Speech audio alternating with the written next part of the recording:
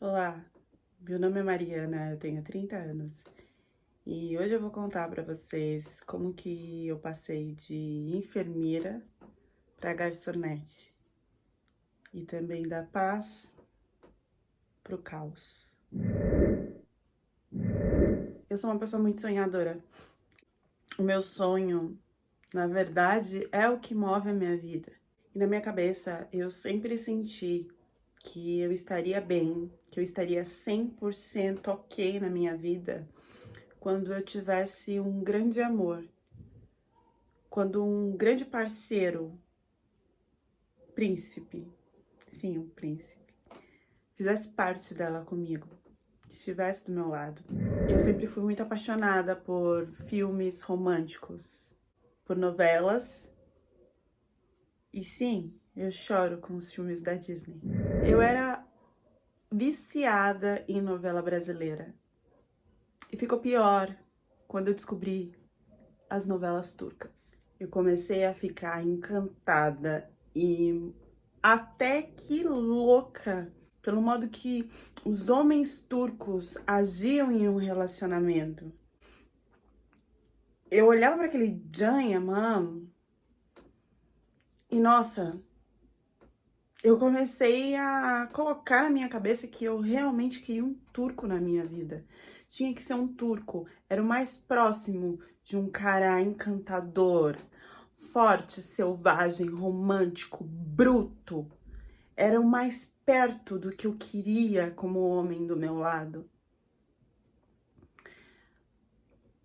Foi aí que eu acordei, porque eu estava no Brasil e eu não tinha muitas condições de ir para a Turquia. No primeiro momento eu pensei em juntar dinheiro, comprar uma passagem e ir até lá. Mas eu sou uma pessoa muito inquieta e que corro atrás e quero tudo no exato momento ou então o mais rápido que eu puder. Foi por isso que eu desisti da ideia da viagem, que eu teria que juntar muitos e muitos meses de dinheiro e resolvi procurar um turco no Brasil mesmo. Eu tentei muitas vezes pela internet conversar por aplicativos, Instagram, Facebook, mas nenhuma conversa ia pra frente, mesmo que eu desse tudo que pudesse encantar eles naquele momento. Desde ser fofinha e super atenciosa, até ser fogosa e mostrar Chavasque e o parque de diversão inteiro. Nada disso funcionava para eu conseguir me conectar com um turco que pelo menos quisesse vir aqui me ver e já propor casamento ou algo assim. Sendo bem sincera, e eu espero que você não dê risada de mim, eu só recebia bloco. E um dia eu tava no Instagram e eu vi um restaurante de comida turca. E eu comecei a rodar, rodar, rodar. No primeiro momento eu só prestei atenção mesmo na comida, mas depois apareceu o dono do restaurante. E era um turco. E era no Brasil, na minha cidade. Ah, eu não pensei duas vezes. Eu peguei o endereço e falei, eu vou lá para ver o que acontece. Tudo bem, o turco não era um Can Yaman, mas era apresentável. E tinha aquela barba cerrada que a gente quer que fica roçando na gente, não importa muito o resto. Aquela barba parece que é amaziada. Eu me preparei para ir nesse restaurante como se eu tivesse me preparando para ir para um momento histórico da vida, tipo a minha festa de 15 anos. E não sei por que que eu tô fazendo essa assimilação, mas para mim os meus 15 anos foi um momento onde eu queria estar chamando a atenção de todos. E foi assim que eu fui. Eu passei um batom vermelho, coloquei um microtop, uma mini saia e fui, sem pensar muita coisa. Saí e cheguei praticamente que desfilando com a certeza de que eu iria abalar e chamar a atenção daquele chefão. Lê do engano. Só que não. Porque primeiro que eu cheguei lá e já tinha uma fila. E o interessante é que só tinha mulheres. Não tinha um homem nesse restaurante, tirando o garçom. E as mulheres, elas já estavam numa energia, era uma energia de praticamente quem dava mais. Algumas já estavam quase que caindo no colo dele. Outras eu vi até subir em cima da mesa. E eu olhei para tudo aquilo e pensei, eu não vou conseguir chamar atenção nesse lugar. E foi dito e feito. Eu não chamei atenção, não fui notada, gastei o meu dinheiro e voltei revoltada para minha casa. Mas quando eu estava saindo, eu notei uma placa onde falava que estavam precisando de garçonete para aquele lugar. Todas as vezes que eu olhei para ele, eu sentia uma conexão, um desejo, uma atração. E como eu não consegui em nenhum momento chegar perto dele nesse dia, parece que isso aflorou e ficou maior ainda. Eu olhei para aquela placa e me soou como uma oportunidade de eu conseguir ficar mais perto dele. Mas, ao mesmo tempo, eu tinha o meu trabalho como enfermeira e eu não ia conseguir conciliar as duas coisas. E eu não consegui. Eu coloquei na minha cabeça que se eu conseguisse essa vaga de garçonete, é porque era um sinal de que eu podia seguir por ali. E que tudo bem. Depois, se não desse certo, eu voltava pro meu trabalho de enfermeira. Eu confesso que eu fui um pouco ou bem louca. Mas foi o que me passou, a vontade que me deu no momento e eu fiz. Eu queria conquistar aquele homem. E parecia que era o único turco que tinha no Brasil no momento. Então eu peguei o telefone da entrevista, mandei mensagem e na foto e no WhatsApp, quem estava na foto era ele. E foi ele que me respondeu. E quando esse homem chegou para me entrevistar, eu não consegui soltar nenhuma palavra. Primeiro porque ele veio todo apertadinho. Marcava os músculos, marcava a jereba, marcava tudo que era importante para mim assimilar naquele momento. E a barba dele, parecia que ele tinha passado tinta, não sei, porque brilhava, era um preto forte, fosco forte. O mais interessante foi que ele não perguntou em nenhum momento sobre a experiência. Ele me deu oi, falou que eu era uma mulher muito bonita e que eu teria já uma vantagem por causa disso. Perguntou questões assim, escolares, e eu não lembro de nada que eu tenha falado. Eu só lembro que eu sorria. Já no outro dia, ele me ligou falando que precisava realmente de mais pessoas para a vaga e de que eu tinha sido uma das escolhidas.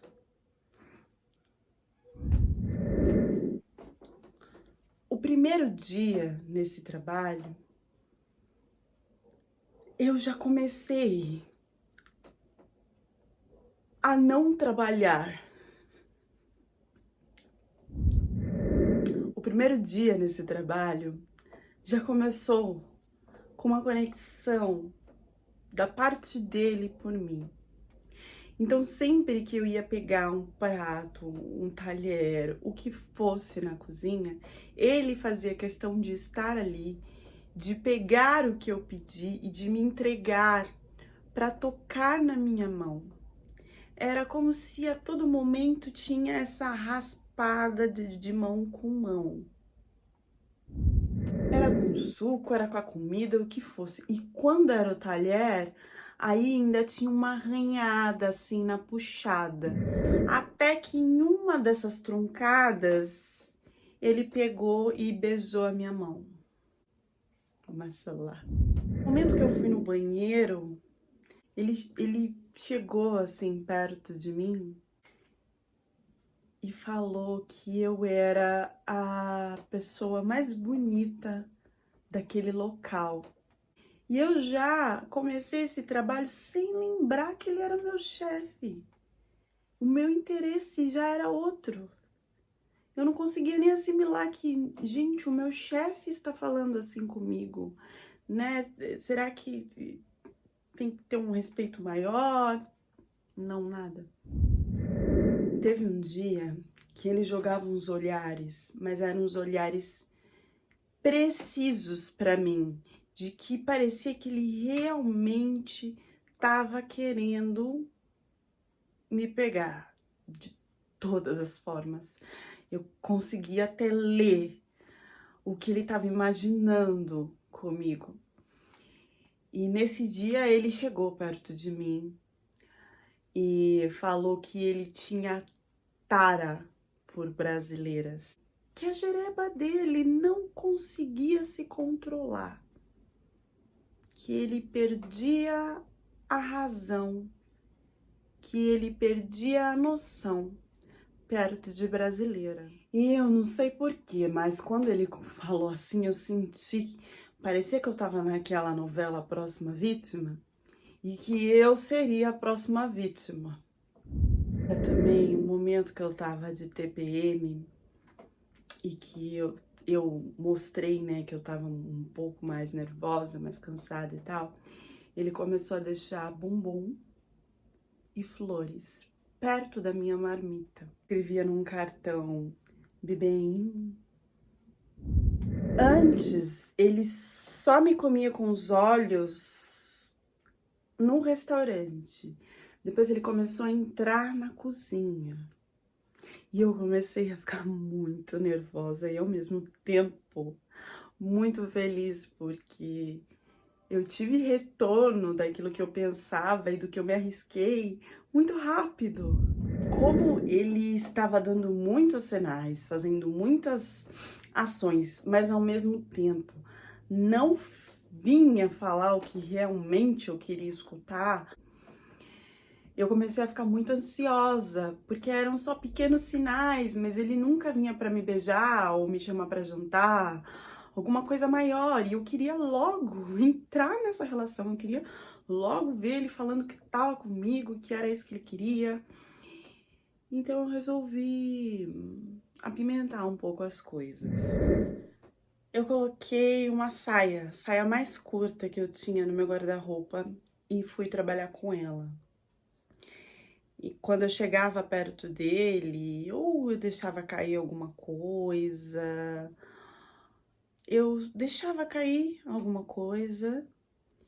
e abaixava para pegar. Eu queria ver, né, ele lá entortando a cabeça para ficar com vontade, já que ele também estava me deixando com muita vontade. E ele entortava a cabeça, entortava sem pudor, sem nenhum disfarce. E depois voltava os olhos para os meus olhos.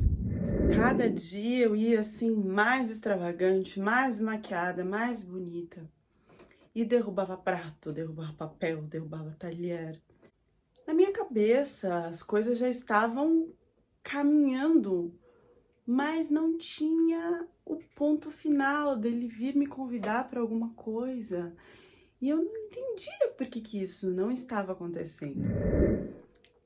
E para piorar, eu peguei ele trocando o número de celular com uma das clientes. Quando eu vi aquilo, eu senti assim que eu ia perder, que eu tava perdendo. Eu não sei explicar muito bem o que aconteceu, mas eu pensei em fazer o máximo que eu podia para conseguir esse homem. Nos dias seguintes já não tinha mais olhares, não tinha mais brincadeirinhas. Era como se tivesse mudado tudo muito rápido. Eu pensei, eu preciso fazer alguma coisa para o encanto do começo voltar. Foi então que eu tive a ideia de conversar com outro garçom que eu fiz amizade e que era ele que fechava o estabelecimento.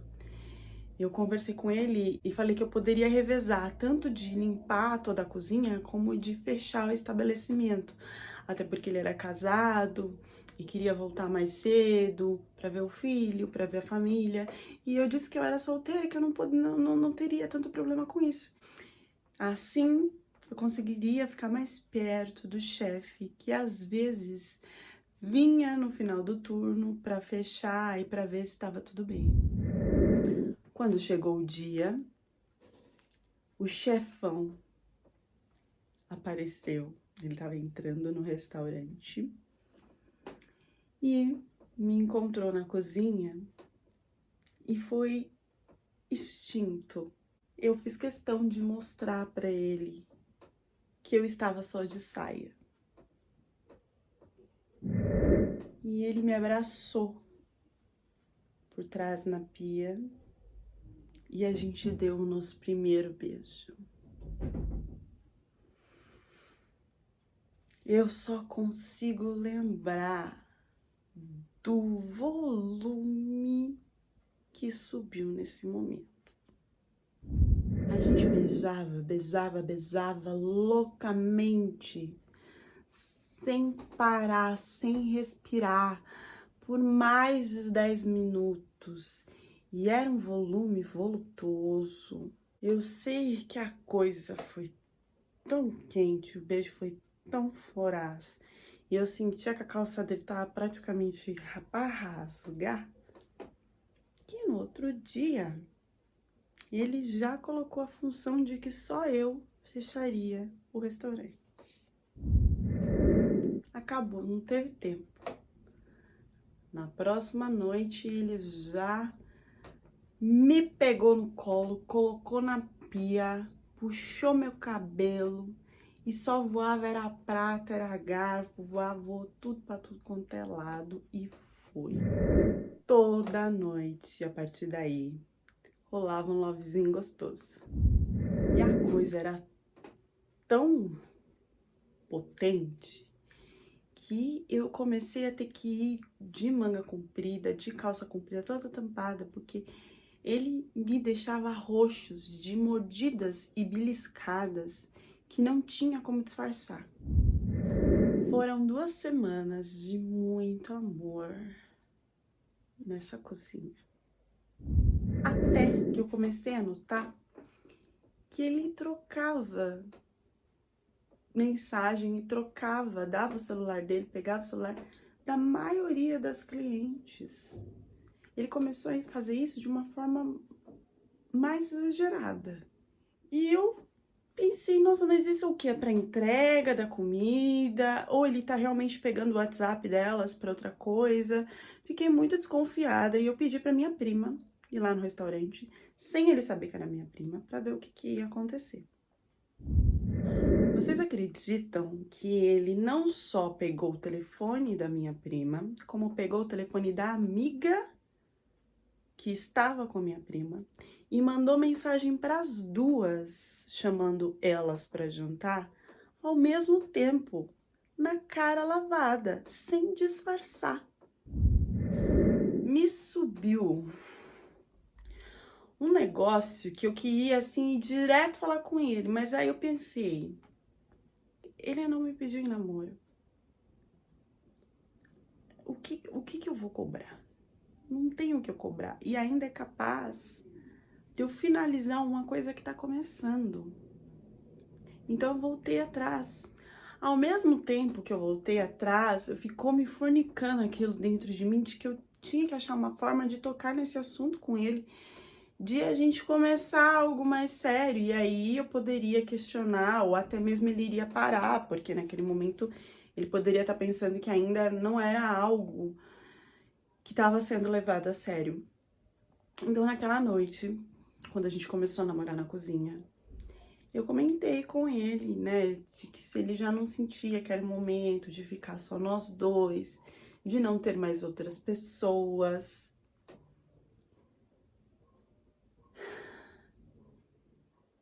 Nessa hora, o meu mundo desabou, meu mundo caiu.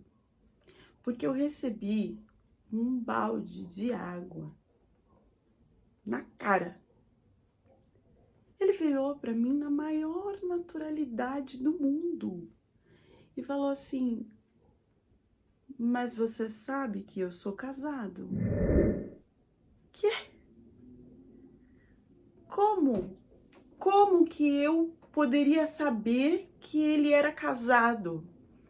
Ele falou como se ele tivesse no primeiro olho ou em algum momento me informado sobre isso. Essa mulher, ela nunca apareceu no restaurante, nas redes sociais dele não tinha uma foto com nenhuma mulher, não tinha lá escrito relacionamento casado, não tinha nenhuma marcação. Como que eu ia saber que ele era casado? Ele nunca me falou. Eu engoli aquilo seco.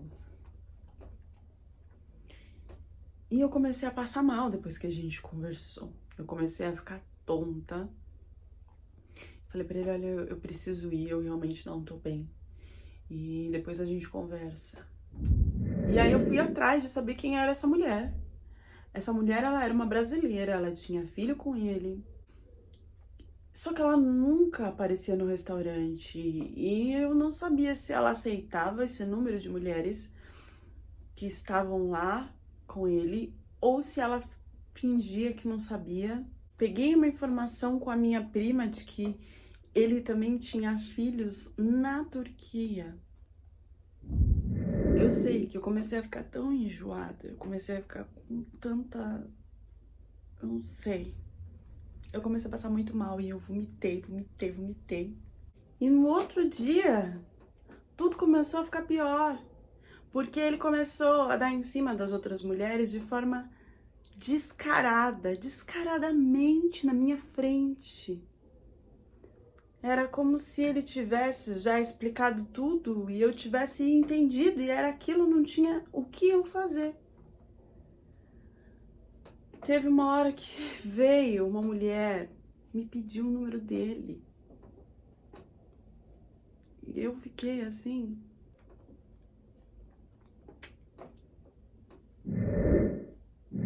O pior mesmo de tudo isso é que eu não conseguia parar de ter um caso com ele. Eu não sei, era mais forte que eu. Eu não conseguia deixar de ter o contato. Toda noite a gente se encontrava naquela cozinha. E ele começou a falar mal e problemas que ele tinha com a esposa e como ele queria parar com isso. Isso acabou me dando esperança de que ele fosse separar. Depois de 2 meses, eu comecei a passar muito mal. E eu acabei em um hospital. Foi quando eu descobri que eu tava grávida. Eu não fiquei com medo, eu não fiquei assustada, porque eu sempre quis muito ser mãe na minha vida. E eu pensei que ali me abriria a esperança de achar que ele iria mudar todas as decisões que ele estava com medo de ter e de fazer com essa notícia. Ele ia conseguir ter força para ficar do meu lado, que é o que ele dizia que era o melhor momento dos dias dele, e de separar da pedra, do peso que era a esposa. Só que quando eu contei, ele não abriu nenhum sorriso. Ele só respondeu que não teria como. Que ele não ia ter dinheiro para isso. Como assim? Ele é dono de um restaurante. Como assim ele não ia ter dinheiro para isso? Foi quando ele abriu o jogo. E falou que não era como eu pensava. Ele já tinha alugado em outros lugares para esse restaurante, ele estava devendo. E lá ele também não estava pagando, estava para ser despejado. Que ele tinha muitas dívidas e que era melhor eu interromper essa gravidez. Eu nunca me senti tão sozinha, excluída e muito arrependida. A partir dali, ele começou a me pressionar. Ele começou a me perseguir, falando que eu tinha que resolver sobre interromper essa gravidez. Ele começou a me dar mais trabalho, a aumentar os meus turnos, mesmo sabendo que eu estava fraca e cansada. Ele começou a me usar como uma escrava. E eu ainda tinha que ver ele de risadinha e conversinha com outras mulheres. Eu escutei a mesma frase que ele falou pra mim, que ele tinha tara e não conseguia parar sobre as brasileiras, muitas vezes no restaurante falando com outras. Eu não aguentei. Eu saí do trabalho e contei tudo pra minha mãe, que morava no interior. Ela me acolheu. Eu peguei as minhas malas e fui pra lá pegar com ela. Ele nunca mais me mandou mensagem e nunca perguntou da criança. Cuidado com as novelas turcas, galera. Falo por mim, que acreditei em filmes da Disney também. E cuidado com essa galera. Não sei como é que eu posso alertar isso, mas tem um restaurante que o turco parece solteiro. E você vai lá, você já vê que ele tá dando em cima de várias. Cuidado, gente, porque essa história é dele, viu?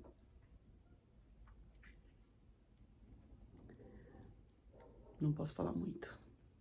Deixem a reflexão de vocês nos comentários. Eu tô amando a troca, eu tô amando a reciprocidade, as opiniões. E é isso, até a próxima história do canal. E usem camisinha.